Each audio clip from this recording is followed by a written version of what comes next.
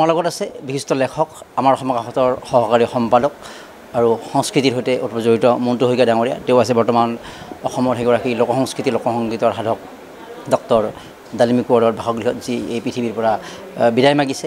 Doctor Dalimi Konwar অসমৰ বাবে কি আছিল, কেনেকৈ স্মৰণ কৰিব? আচলতে ডক্টৰ ডালিমী কোঁৱৰ আমাৰ বাবে বা অসমৰ সাংস্কৃতিক জগতখনৰ বাবে এক প্ৰকাৰে এটা অনুষ্ঠান বুলি ক'ব পাৰি। সাংস্কৃতিক জগতৰ এক অনুষ্ঠান।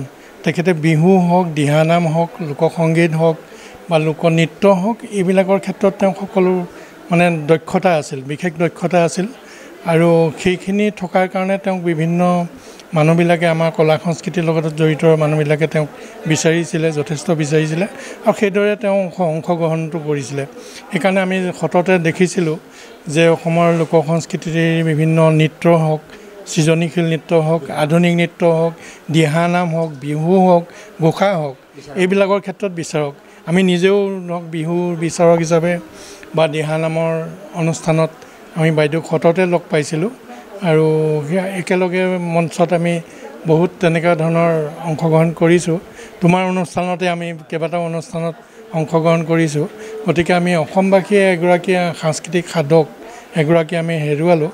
এইটো আমাৰ অসমৰ কাৰণে, সাংস্কৃতিক জগতৰ কাৰণে এটা বিপুল ক্ষতি।